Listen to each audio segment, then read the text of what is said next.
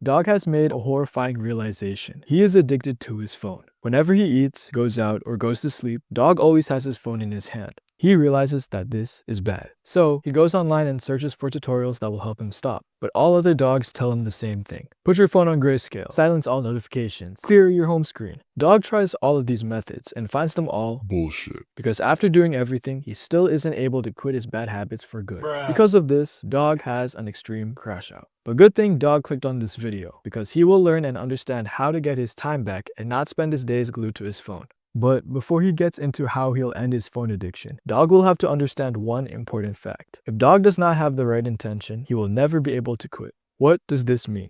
Let's say Dog says that he is done with doom scrolling. Dog quits. However, the next day, Dog is tempted with the choice of going on his phone and watching reels. If Dog does not have a real reason why he should quit, it wouldn't mean much to him if he were to just scroll today and start quitting tomorrow. However, let's say that Dog tells himself that if he pushes himself to quit scrolling, it'll make his chances of getting into his dream college grow, because he'll have more time to lock in and study. Now, Dog has a reason to stop. Not only will he improve in something that he wants to get better in, but if he decides to scroll, he'll end up hurting his chances of getting perfect grades and being accepted into his college. Before quitting, Dog should give himself a good reason why he should quit. A reason that means a lot to him. That way, next time he's met with a temptation, he has two clear choices that he can make. Either avoid his phone and grow closer to his goals, or use his phone and damage his chances of making his goals reality. Dog also downloads app blockers. This is the perfect solution to Dog's screen time problem. Although he isn't sponsored, Dog gets an app called ScreenZen. With this app, Dog can make it so that he can only use Instagram 3 times per day, 5 minutes each session. He can also make it so that to use the ScreenZen app to change his restrictions, he'll have to wait 5 minutes before it unlocks. So that way, he can't cheat the system and disable the blocker. This is very helpful, because not only does this app stop Dog from getting glued to his phone for a long time, but he can still use these apps for a small amount of time if he really needs to do something important. Dog should also replace his screen time with something less stimulating. While Dog is slowly getting rid of his phone addiction, he should also aim to build back his dopamine levels and attention span as well. For example, when Dog would wake up before, his first response would be to grab his phone and start scrolling on Instagram for an hour. Now that he can't do that anymore, Dog should replace his former habit with something less stimulating, like meditation or listening to calm music. The more Dog is able to grow these habits in place of his old ones, the more his dopamine receptors will start to level back down to normal. Along with this, Dog should also direct his attention somewhere else. One of the reasons why Dog would spend hours every day on his phone is because he had nothing else to use that time on. He didn't have any direction, a hobby, or goals to dedicate his time to. So even if it's something as simple as playing pickleball, to something more serious like starting a school club or business, Dog should find something that he can passionately occupy his mind on, something that he enjoys and that gives meaning to his life. After a month of following these steps, not only is Dog able to end his toxic relationship with his phone, but he's more productive, found a new purpose in life, and is 10 times happier than he was before.